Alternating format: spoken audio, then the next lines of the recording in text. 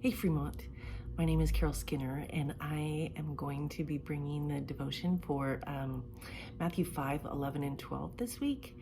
It says in the NIV, "Blessed are you when people insult you, persecute you, and falsely say all kinds of evil against you because of me. Rejoice and be glad, because great is your reward in heaven. For in the same way they persecuted the prophets who were before you." A few things about this. First, similar to what Kim said last week, that word persecute you and insult and falsely say all kinds of evil, those make me a bit nervous. Those words make me a bit nervous.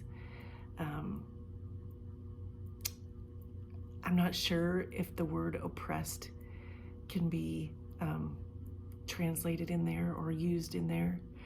But the main part of that sentence or that verse seems to me, because of me, right? If we're insulted or persecuted because of Christ. And it says, for in the same way they persecuted the prophets who were before you. So the Beatitudes are all listed, blessed are, blessed are, blessed are. And then this verse, it starts out differently. It says, blessed are you. So he's speaking to believers specifically. And I find that fascinating. And I count myself as a believer. And yet I don't really count myself as one that has been persecuted because of Christ. I have not been really insulted because of Christ. And yet I've lived some places that people have. I've heard stories of friends and those that I know that have definitely been insulted and persecuted because of Christ, because of their faith in Christ. Friends in Ethiopia that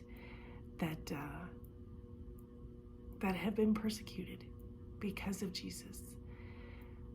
Friends in Eastern Europe and the Middle East that have been persecuted because of their belief and they're standing up for Christ. And I don't really count myself amongst that group. And yet it says the prophets that came before us were persecuted as well.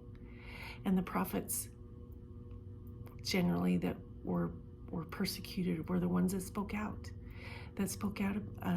against the kings, against the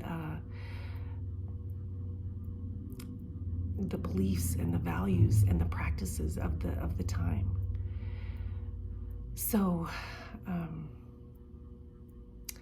I just enjoy that the Beatitudes are for us, and I enjoy that Jesus then directs these last verses to the believers. He speaks to us specifically, and that we are to stand up and to speak out for him. And we are to rejoice and be glad, because the great is a reward in heaven. And I know that those that have been persecuted and that have been truly oppressed have a passion that is unbelievable for sharing Jesus, for evangelizing, and to get that passion in our hearts, to share that passion with others, is something to be desired by all Christians.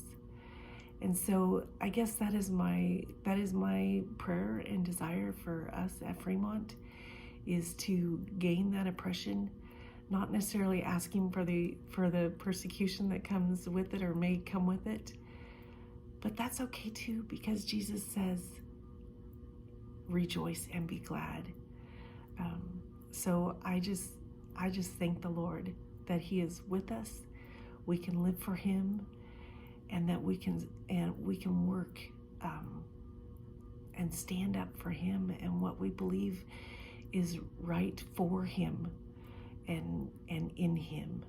And that's the most important piece of it. So have a great week.